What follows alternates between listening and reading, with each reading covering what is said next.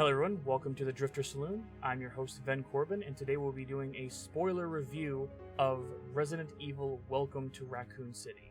Again, this is a spoiler review of the movie that just came out last week, but I wanted to throw my hat in the ring with the voiced majority and share my thoughts on the movie as a whole.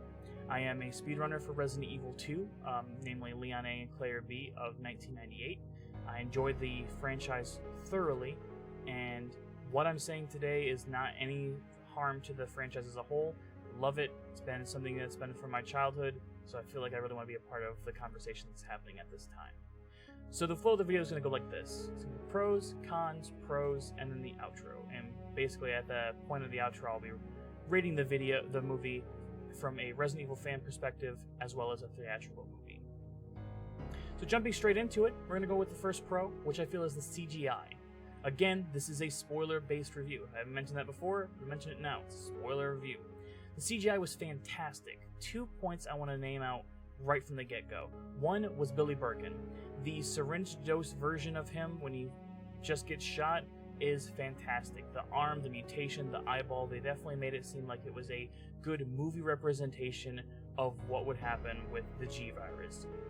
And then the train Birkin was just great. The CGI, the transformation, you definitely felt like there was this key addition to the way that they built him to make it seem like it was believable, but the flow made sense when it came to how his transformation was happening. There wasn't 6 transformations. We pretty much just seen the one from Billy Birkin with the syringe dose straight into train Birkin, and then of course the ending after that. The other CGI moment I definitely want to reference is the liquor. Fantastic. The way the liquor was done was straight from the games. I feel like it was the tongue, the claws. It felt like the liquor was one of the main enemies of the game that they wanted to get correct, and they did very well. They did the CGI for the liquor so well that it was one of my favorite scenes in the entire movie. And then lastly, for the pros in the beginning is the music. I feel like the music definitely set the tone, the pace, and I felt that the music was a great addition. I couldn't pick out anything that was directly pulled from the games per se. There might have been some nods here and there, maybe some tones, but for the most part, the music was definitely ambiotic and didn't pull from the movie. If anything, it set the mood very well. Now we're going to get into the cons. Actually, let's do one more pro. And it's the casting choice. So the casting choice for Chris and Claire, I think were fantastic. The person who's playing Chris definitely gives me the vibe of somebody who took on the Resident Evil 1, maybe Code Veronica-esque genre of Chris Redfield, and he played that role perfectly. Even his personality traits kind of resembled that of Chris Redfield from RE1. And Claire Redfield looked like she was ripped straight out of the games. The face was obviously different because it's not the same it's not the same actor who did the face recognition from RE2 Remake, but because of the RE2 Remake references that are in there, that's kind of the outfit they went with. They went with the RE2 Remake Claire, and she looked very well done. She also kind of played the role pretty well. So let's go into the cons, and I'm going to segue from the casting of Claire and Chris Redfield to the relationship they had. Their relationship was not strained in the games. They very much loved each other. They were a brother-sister dynamic, and the way that they were built in the games was to care for each other. The artistic liberties taken in the movie do not give that impression. They don't like each other. Claire comes back to see Chris after some time, and the first thing he does is try to give her some money to get her out of here. I apologize for my neighbor leaving. So, essentially, one of the most things that I find frustrating is that this brother-sister dynamic that we know of would have been these two getting along, and they're not. And I don't like that. I feel like it takes away from what we know and love as the Redfields. Going into another con, based on the casting choices now, is Leon and Jill. I'm sure this has been talked to death. There's no reason for me to really go over it, but I'm going to touch base on it a little bit. Leon less so than Jill, which is the surprising factor because I'm a huge Leon fan. Leon just, I think, would have been a better Carlos. If they did RE3 Remake Carlos, the guy that played him as Leon would have been a perfect Carlos. Honestly. Even his personality kind of resembled that of Carlos. Dopey, kind of funny, he didn't give me the rookie cop vibe. He gave me the guy who just didn't know what he was doing.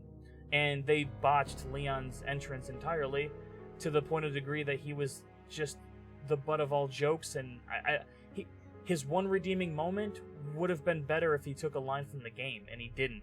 The redeeming moment he had was very subpar. If they do a sequel for this, they have to really switch it up for Leon and make him how we love Leon S. Kennedy. Jill is nothing like she is in the games. The casting choice is off, the personality choice is off. She's not the master unlocking, smart, quick-witted individual that we know her to be.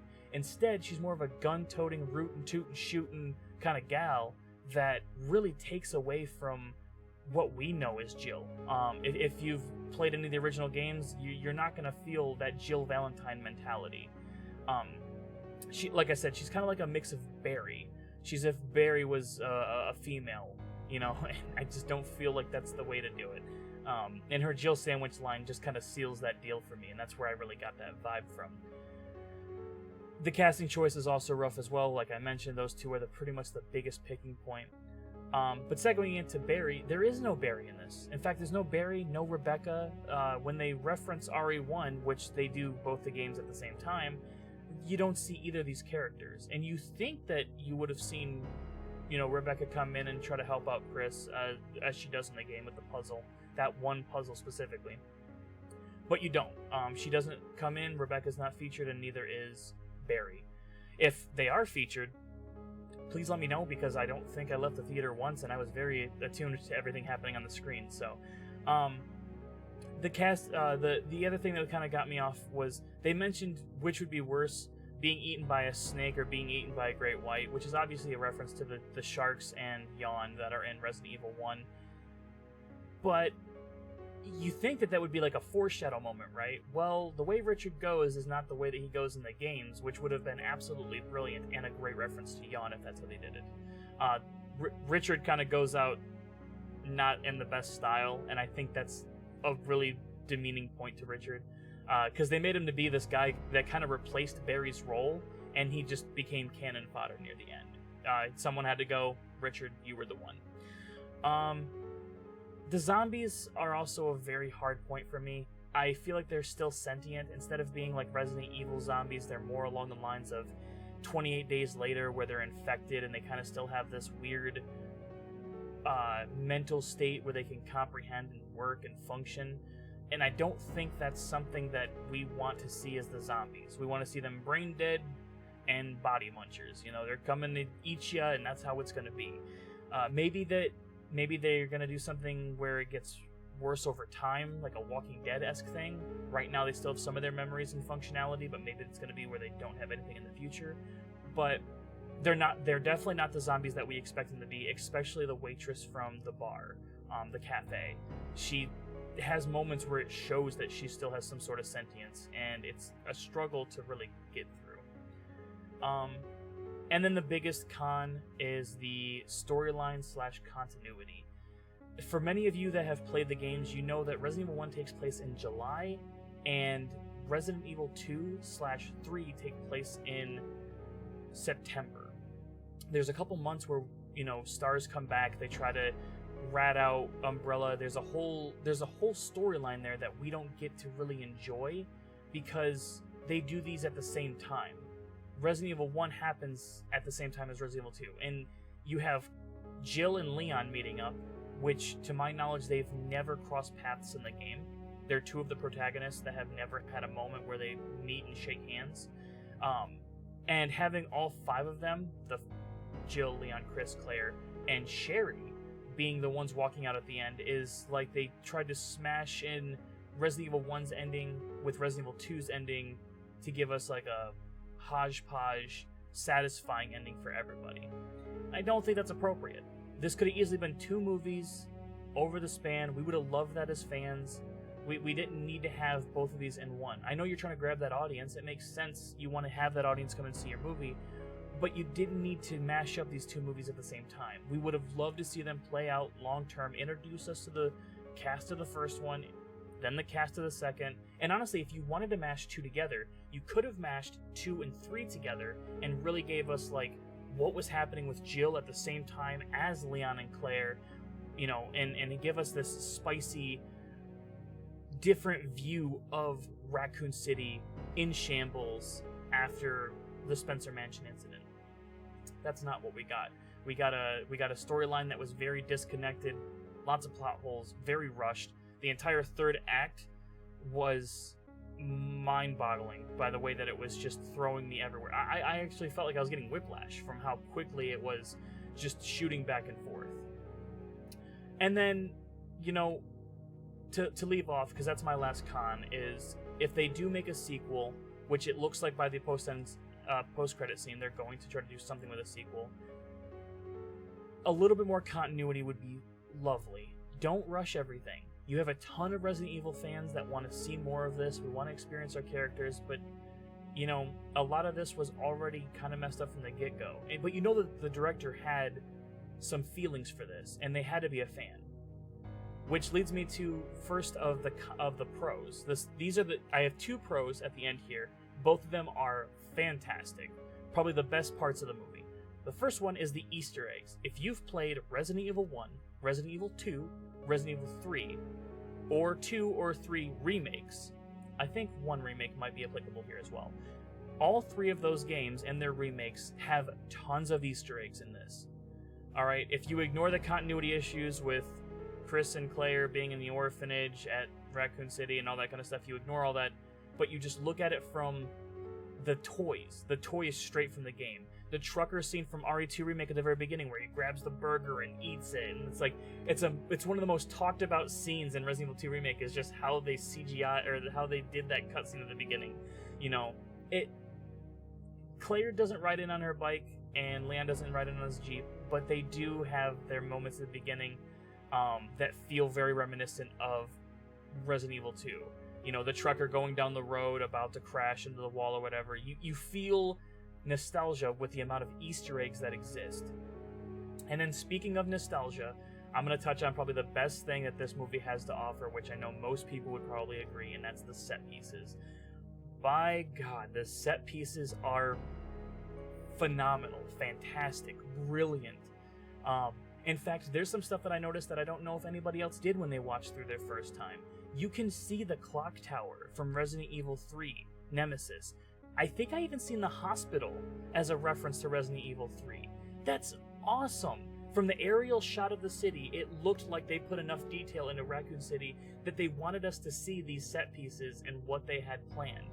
I'm going to do my favorite last, but the next one is the Orphanage. The Orphanage was very good. The opening part where you seen the gates, and then kind of like the first hallway looked familiar. The rest of it kind of got botched, but that gate into the first hallway, spot on. The Spencer Mansion is another one I want to touch on. The front hall, I got goosebumps. That's how close it looked to me.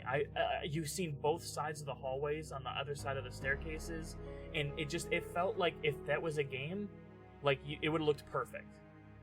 And last but not least, my favorite set piece is RPD. I wish they would have spent more time in RPD. We got to see the STARS office, which I felt was very close to how the STARS office looked in the game, with each of their desks lined up in a row. And then show us some of those hallways. You know, the evidence room. Where was Marvin's room? Why wasn't Marvin in this? You know? There's just so much about the RPD that I wish we could have seen, and what we did see, I was astounded by. I could not have been happier. So, leaving off on the set pieces, and I'm done geeking out over that, is I'm going to jump into the outro here. Basically, I'm going to rate the movie 2 different ways like I mentioned in the beginning. The first way I'm going to rate it is the theatrical way first, actually. I would rate this as a theatrical movie a 5 out of 10. Very average. If you don't know anything about the games, but you're going in as a zombie action movie, you're going to be a little bit let down because there's not a lot of zombie killing, but there is a lot of zombies in the movie. There's a lot of action in the movie. The jump scares are predictable, and the movie seemed kind of loud to me, and the jump scares seemed like they were very loud noises, but I mean, besides that, it was very well filmed, I would say. That some of the shots were very well done, and then there were some shots that were very horrible. If you're epileptic, I feel like you would even have a small issue with one of the scenes because of how much flashing lights are happening. So yeah, I would rate it about a 5 out of 10 for a theatrical release, and then as a Resident Evil fan, a 3. which honestly, it was a 2. I'm going to give it a 3 because I played the games and I seen the set pieces. Obviously, the director has some love for the games and the references, and Ada at the end, really, I mean, I'm a fanboy. Ada is one of my favorite females in all of video game history. I loved seeing her there. I think the casting choice looked really spot on. We didn't get to see the red dress, which is fine. They're going to hold off on that for the sequel, but I mean, the gray coat from Resident Evil 2 Remake, tan, whatever you want to call it, looked really good. And then her flipping the script, so her saving that one person, maybe I shouldn't spoil that in case people haven't seen that post-credit scene. It's very interesting that they flipped the script on that and kind of did a different way, but it's still only a 3. You know, besides the Easter eggs, the fan service, the set pieces, and the love that the director probably put into this, I mean, as far as a Resident Evil movie goes, trying to put Resident Evil 1 and Resident Evil 2/3 at the same time was very difficult and not the best idea that they could have done. But that's everything that I want to talk about as far as Resident Evil goes here. I do stream on Twitch very often. Feel free to follow twitch.tv/VenCorbin, in which case I speedrun Resident Evil 2, and let's talk about it. Maybe you have different points of views. Maybe you loved this movie. I know people that did. I know people that rated this an 8 or a 9 because they thought it was just a great movie overall. And I don't blame them. If it was fun for you, great. And I would love to hear your side of the story and how you feel about this movie. So that with that being said, that's all I have to say about this one. If this goes well, I might do more reviews. I might go back and review the older Resident Evil movies. Who knows? But I appreciate anyone who took the time to watch this video today, support the channel, and just be a part of the community. And until next time, take it easy, and I'll see you on the next one.